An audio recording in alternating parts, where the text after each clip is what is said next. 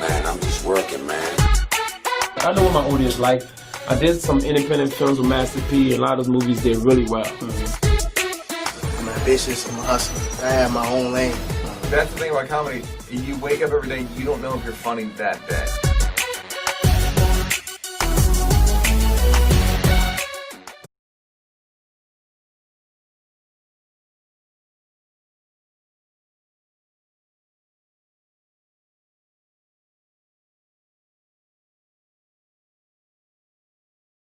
I want to introduce my first guest, get right into it. The big homie, man, just the writer extraordinaire, TV personality, sports commentator, political culture critic. You may recognize her formerly of ESPN, currently of The Atlantic, the pride of Mumford High School in Detroit. Please welcome to the show, Jemele Hill, ladies and gentlemen.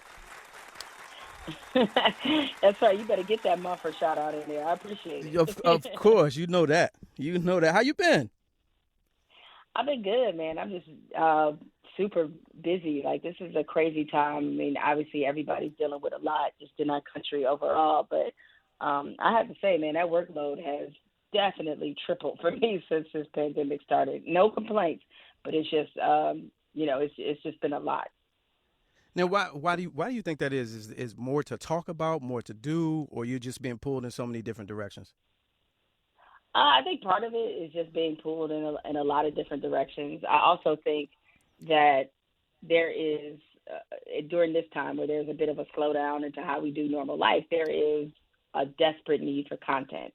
And so people who are in the content business, a lot of people are seeing a surge. And that's what I'm seeing is that, I already was writing. I already had a podcast. I added another podcast that I'm now doing, a rewatch pod where me and Van Lathan break down every episode of The Wire.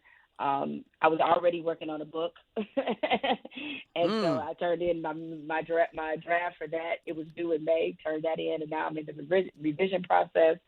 So I already had that going on. And as some may have seen, I'll be a producer on Colin Kaepernick's docuseries with ESPN/Disney.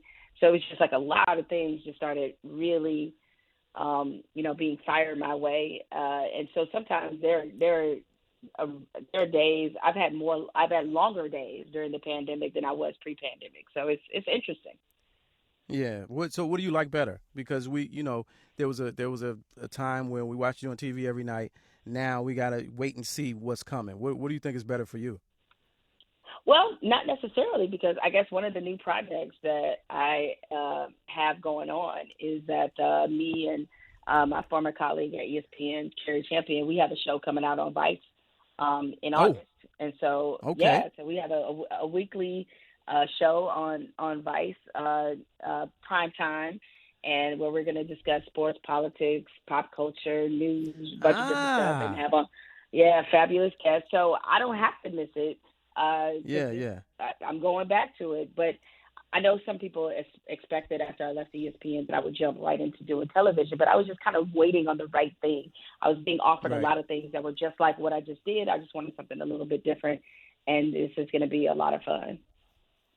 Now, to that point, how is it going to be different though? Because you kind of did that on the 6. You had commentary, you had, y'all had different diverse guests or whatever. So how is it going to be different? Is it because Vice really there's no limitations on what you can say and do? Correct. No limitations, and on top of that, they have a certain identity, and as you know, it couldn't be more different than ESPN. They don't mind discussing messy politics, messy racial issues. And for as much as we brought a different approach to SportsCenter, when we did it, we still had a lot of limitations. There were certain guests that we never could have had on. And there were certain guests that we did have on that our audience didn't necessarily, the SportsCenter audience didn't really understand. I mean, I'll never forget when we had on Sanaa Lathan and Gina Prince Bythewood, who we know who they are. Gina Prince Bythewood, who did Love and Basketball Tonight, who started, and this is when their series Shots Fired was on the air. And we caught a lot of flack externally because Gina, she wore a T-shirt that said feminist on it. I thought it was a great shirt. I had no problem with the shirt. No, but that was back during the whole stick to sports, and ESPN is too political, so we got a lot of heat for that, and it was senseless. And so stuff like that, I don't have to worry about anymore. And so that's why this is a much different feeling for us. And you can curse on bikes, you can't curse on. Yeah, of course. Right. Yeah, Exactly. They're You can wear what you want to wear. Edgier. Wear what you want to wear.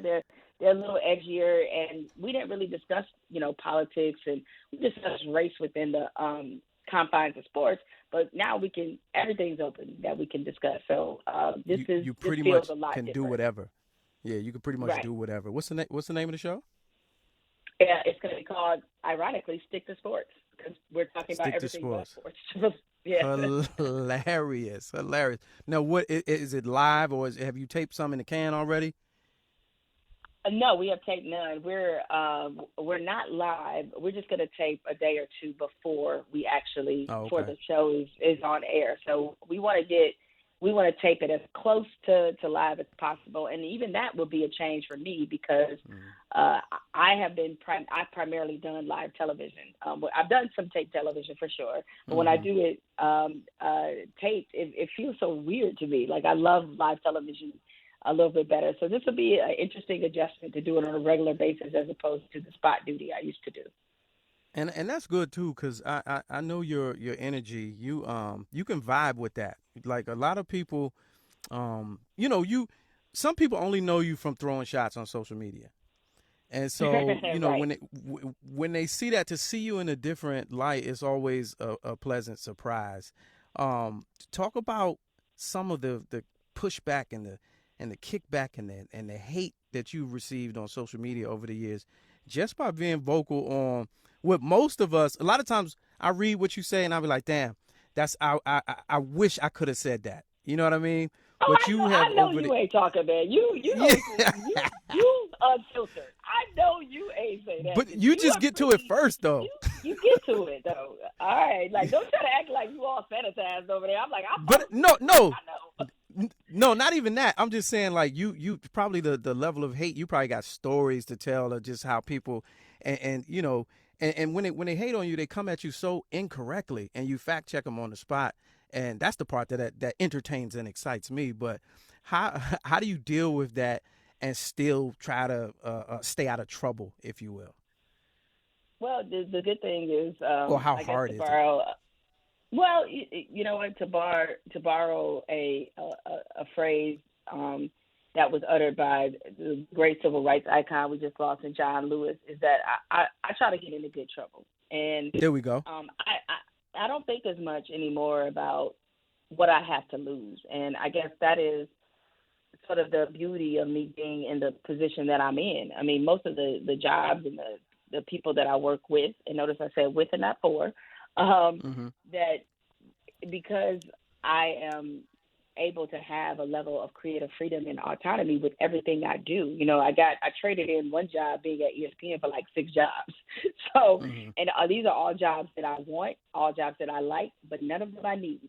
And because of that, I think that's why I have the mentality and approach to social media that I do. I'm not on there all wild or whatever, but I'm gonna say what I need to say. And so I think I thought a little bit more about those things when I was at ESPN because it's a different corporate structure. I'm sort of dancing around the corporate structure now. Like, yes, and some of it too is that I decided after my ESPN experience, I had to work for places and work with places rather, that there was a certain value alignment there. Because if it wasn't, all I was going to do is frustrate them.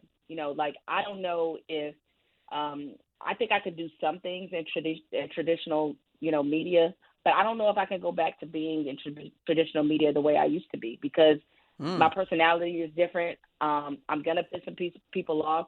And I know that a lot of the corporate entities, they just don't have a stomach for that kind of fight. So, like, why frustrate each other with me expecting you to support me and have my back when I know at the end of the day, if it's too much heat or you don't like the publicity or you feel uncomfortable, we gonna get into it. So why even frustrate each other with that? I'd rather deal with entities that accept who I am, will have my back, and know how to handle the things that I bring to the table.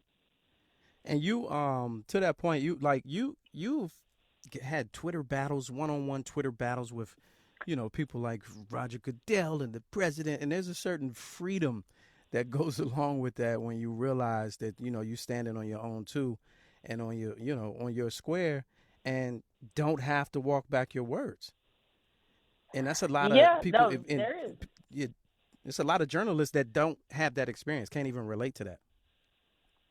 No, you're right. And it's funny you brought up the president because I had this thought before. I was like, when he decided to come after me on Twitter, a couple of years ago, I was at ESPN. So there's a certain amount of decorum that I needed to have. Mm-hmm. I wish he would try that now. Like that's going to be totally different than it did before. Yeah. All right? Right. It's going to go totally different. All right? Yeah. So I wasn't at liberty to clap back before. Now he going to get all the smoke. Yeah. That's it right there. That would be now that's something. You had that on the show, have a segment called the Clapback where you invite all those types of people on the show to say it to my face. Because that's the thing about Twitter. People are so bold and brave on social media. But if you were in the same room with that person, that conversation would not happen that way.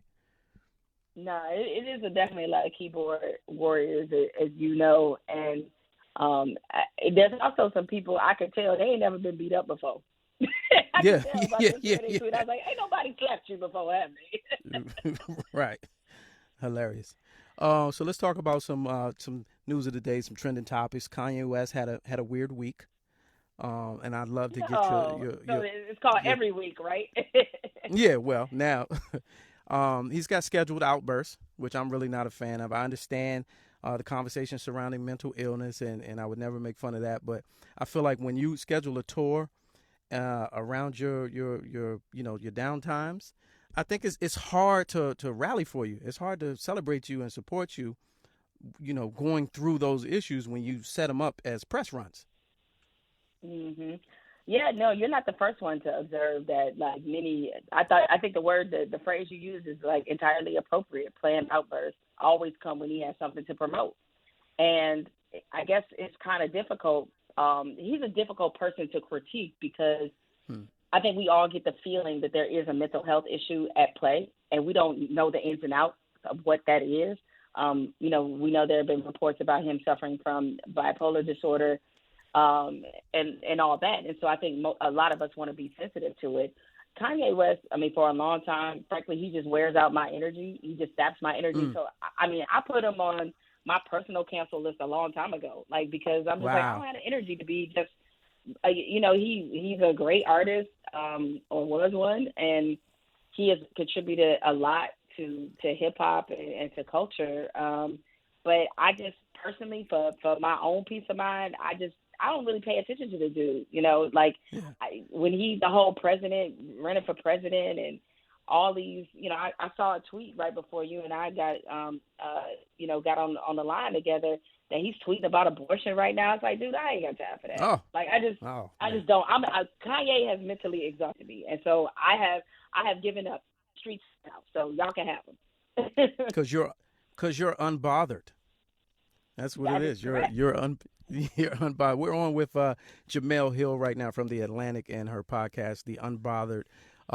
Very quickly, I want to talk about the podcast you're doing with Van Lathan about The Wire. Now, how did that come about? All right, were y'all fans of The Wire, or y'all just felt like it was something that needed to be explained? Did you watch it when the series was on? I did. So, I didn't. Okay. I'll be completely candid. I did not watch it from. I didn't start with The Wire from day one. When The Wire, I watched it when it was on, but I didn't get to it till it was on season 3 or 4. And I think I may have watched one episode. I was like, no, I need to go back. And so I went back and watched it from the first season on, and I caught up to it. I think it was season 3 when I started. I didn't start at season 3 because I'm somebody, I need to go in chronological order. So I started at season 1. By the time I caught up, it was time for season 4. And I think 3 and 4, those are two of the best. That's the best dramatic television in history. It's like season 3 and 4. It's the best. It's the best show. Yeah, it's the best show in TV history. Period, hands down. That's my opinion. I think it's the best drama ever. No, I'm with you. It is, and so yeah. I was a fan. Dan is a fan, but we are a bit of an arranged marriage. Even though we knew each other before we started doing the podcast together. Bill Simmons, who runs The Ringer, he approached both of us about doing a Wire rewatch pod, which had not been done, and was very needed which was very needed for this show because The Wire got no flowers when it was on TV, and I mean none. And I don't think like the Wire it ages so well, but it was one that was loved more after the fact than during the fact. I mean, the ratings were very low when it was on HBO. And the decision whether or not it was going to come back to television was always a season-to-season decision. So it wasn't loved like that. And then the people who were really into The Wire carried it into the promise it became, or into the cult phenom that it became. They got nominated for 2 awards. 2 Emmys, and both of them for writing. They didn't win anything. They didn't win an NAACP Image Award. Nothing. Nothing. Nothing. Nothing. Yeah. Nothing. So, which is crazy considering like whenever you talk to people about, all right, what's the best series in television history, they're going to either say The Sopranos, Breaking Bad, or The Wire. One of the 3. And so for it to be that well regarded, and we see how The Sopranos and Breaking Bad, they won a lot of stuff. What didn't was The Wire. And The Wire, it's like the Tupac of TV shows, because you're right. When it was on, it was just for the diehard fans. But then when it went off, it spawned so many social media memes and cultural references and just iconic TV moments that after the fact, you got people that are teenagers now. They weren't even old enough to watch it when it was on, who like The Wire was it. It was everything.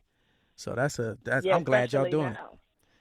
Yeah, especially now. Especially now because during the pandemic, one thing, and it was great timing on our part because the HBO the they ratings ran it for The Wire. They ran it. Yeah, they reran it, and the ratings have been through the roof. So people are now in this slowdown able to really appreciate what The Wire is. Yeah. Yeah, Jemele Hill from the Atlantic and Unbothered podcast. You got a few minutes to take some calls? Oh, absolutely. Yeah, absolutely. 866-801-8255 is the number to call in to talk to Jemele Hill. Questions or comments? My name is Lamont King, filling in for Karen Hunter on the Karen Hunter Show, Foolishness Fridays. Y'all know what it is, so keep with the theme. Keep it light. We calling up here with them sad stories and all that. We got another special guest on the phone while we wait for callers. This gentleman right here is my partner in crime on Foolishness Friday, so I'm gonna bring him on now. He's on standby. He's been waiting. The good brother, your everybody's favorite uncle, J. Anthony Brown, ladies and gentlemen.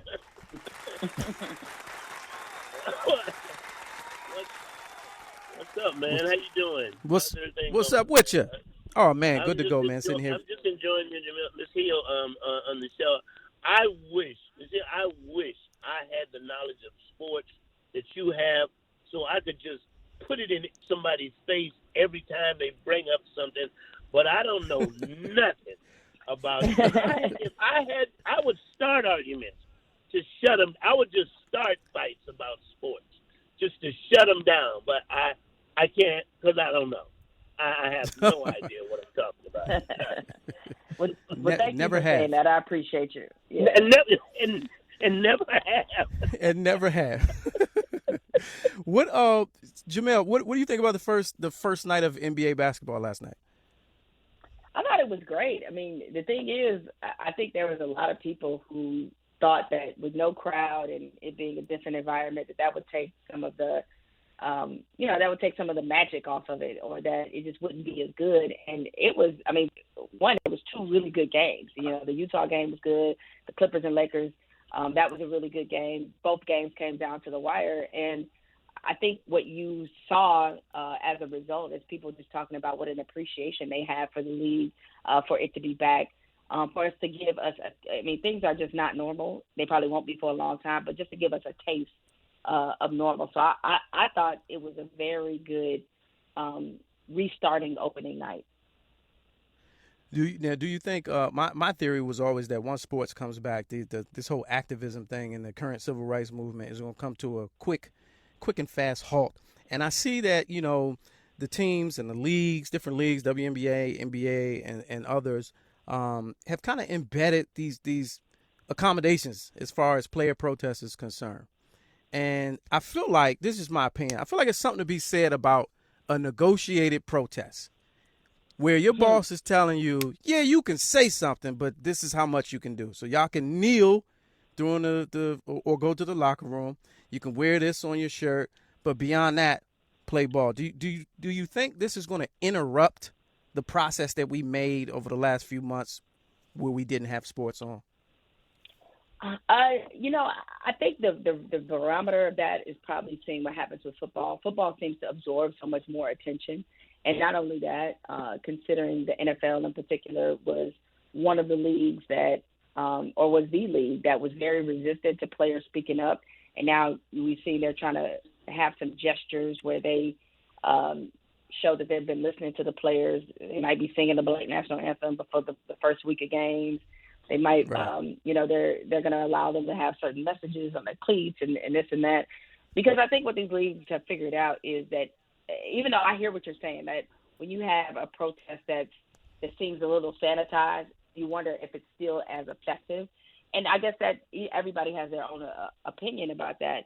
But I will say what the leagues have recognized, that it does them no good to be out on a moment like this, that to have any level of credibility, to have their players respect, and really a lot of respect of their fans, that they need to figure out a way to support this movement. And if a way that they can support the movement is by giving the players a wider berth in terms of expressing how they feel, doing press conferences where they're only talking about Breonna Taylor, they understand how necessary that is if they want to maintain those cultural connections with their fan base. So I look at it as positive, but I'm also skeptical. Yeah. I have a totally different mindset. Like I said, I'm coming from a person who's not a big sports fan, and my problem with it is that people who are sitting at home who need to be tested and want to be tested are saying, well, how come they put this big bubble around these basketball players and these baseball players and these hockey players, and I'm sitting here and I'm waiting 7 to 8 days for a test. By that time, my family could be totally in.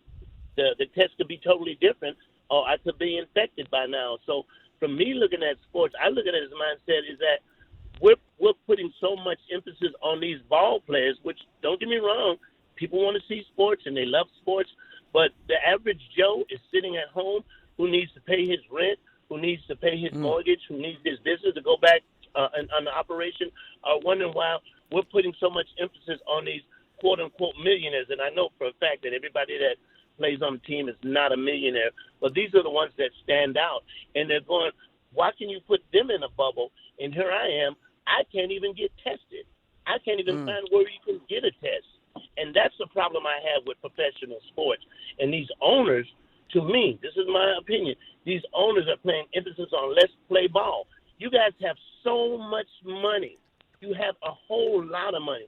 Let's put some emphasis on these communities that you're in to get computers, to get these kids back to school, to educate. You guys got the money.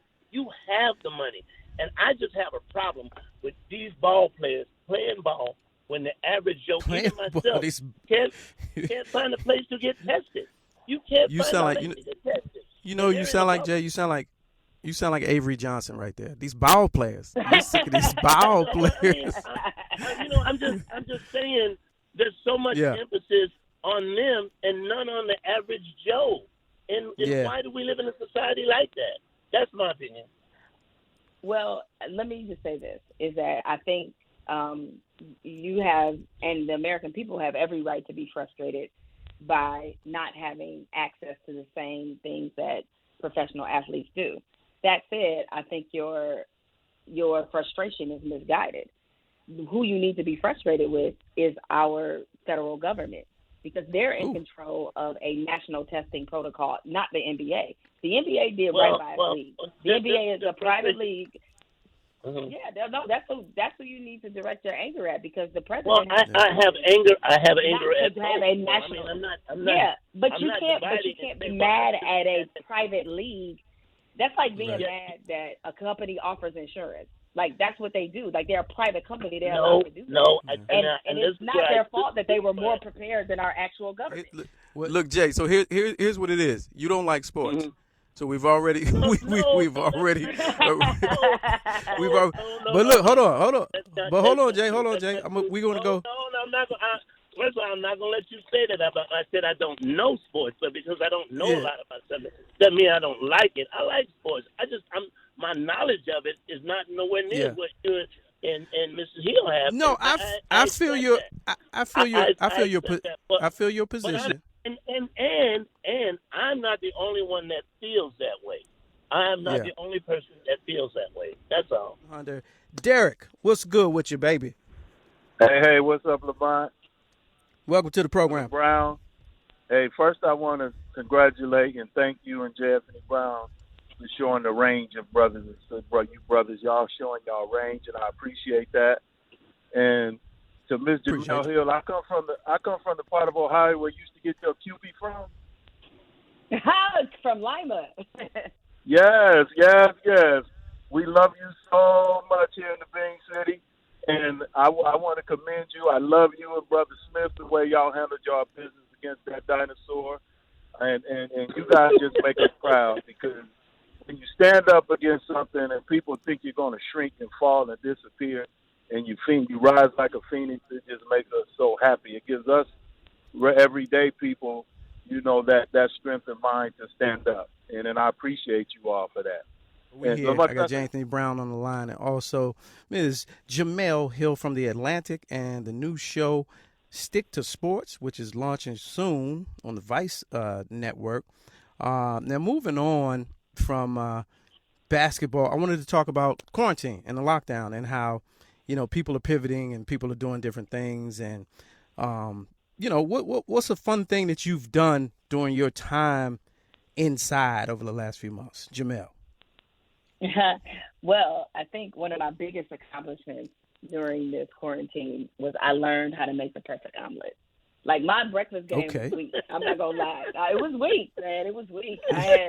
I'm more of a breakfast on the go type of person, so I never invested a lot in making breakfast. And I'm recently married, and so my husband used to mess with me all the time, because he had served me breakfast in bed a few times, but I'd never done it for him, because I'm like, because breakfast wasn't really my thing. But I got fed up, and I said, I'm going to go to YouTube. I'm going to figure out how to really hook up an omelet. And now you went to YouTube for eggs? For eggs, you went to YouTube? Are you serious? But look, before you just totally kill me, realize this was mostly about learning to flip the omelet appropriately. Okay. So technique. The dynamics. It was technique. Right. It wasn't because it technique. wasn't like I never heard of eggs. Like, I understood. Right. But I needed to finesse my technique. So I was looking for something that, a couple ideas about, like, what would be the best way to do it without having one of those those pans that flip the omelet for you. You just got to turn it over. Oh yeah. So did you have? Was it a meat? Was it spinach and cheese, or was it cheese vegetarian? in there? Do you have cheese in there, omelet, onions? Do you have all of that in there? So my husband is like one of 4 people on earth that does not really like cheese. So I'm with him. I'm with him. Yeah, and he doesn't really like cheese, and he also eats kind of healthy, which makes me sick. So at any rate, he does egg whites. So I did an egg white omelet. Yes, I did do spinach. I've also done shrimp. I've done ground turkey. So I now I'm just getting just like crazy with it. I'm like, what you need? Have you mastered the art of flipping it? Like, just in the one pan. Have you mastered that? Because that's omelet making right there. If you can just take that pan and flip it over, How is your wrist game? How's your wrist game with it? Yes. So I can't just do it. I need a utensil, so I got to use a spatula. So I use a spatula, flip. I know I can't just toss it up in the air and it wind up perfect. But the spatula is my friend, and even with that, you just got to make sure that it, I don't want it to look all sloppy and look like a prison food or something. So I was like, I had to really perfect that flip. So now I'm on point. Well, now, I'm with you. An omelet can be a good omelet now. Just because it looks really bad, the taste could be really, really good, and so it's all about taste, I guess. My omelets, they have to have good presentation though. You gotta have presentation. Yeah. You have to have the brown marks on it. I don't like moist and wet omelets. The omelet has to have the brown, like almost little burned.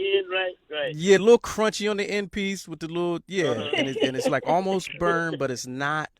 You know what I mean? And salute to your husband. Congrats on that too, on your marriage. Applause for that. Round of applause for that. You're getting married. But salute him because there we go. I'm for one. I like cheese, and I don't eat healthy all the time, but I don't believe cheese belongs in eggs. It does not belong in eggs. Really? What? Cheese does not belong in eggs. It does, or grits, for that matter. Okay. Wait, hold up. Cheese don't belong on grits? What kind of heathen are you? Are you serious? Or eggs. Or eggs. Wow, they just don't belong. You said grits. It's not a good fit. Dude, it's not a good fit. Took it too far. Well then, okay, Lamont. What are you putting in your omelet? What do you put in there? So it could be any one of your sliced turkey meats, or little crab, little diced ham, green peppers, spinach maybe, or nothing at all. Just a nice fluffy egg flipped. And make sure the sides touch and they connect, and then you eat it like a frittata, if you will. Okay, you know what I mean. You do know if you have an egg fried that's flipped with nothing in it, you're just eating. What's that egg. called? That is yes. You just had an egg. You didn't have an omelet. You had an egg. Okay, that's all you had. Was an egg. I call it an omelette. It's less of an omelet than anything else. So, hey, it's good. It's good to me. It's good to me. All right, well, there it is, folks. Jemele Hill, I appreciate you jumping on the call with us, man, and joining the show. Always been a big fan. Watching all your moves, of course.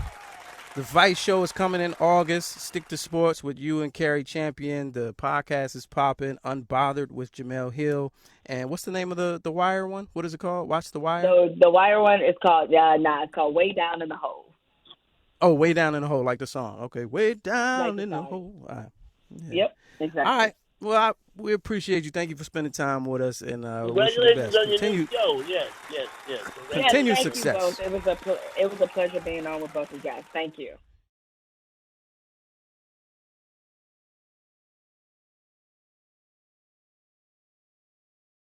I don't care if it is a closet. You still looking mad official.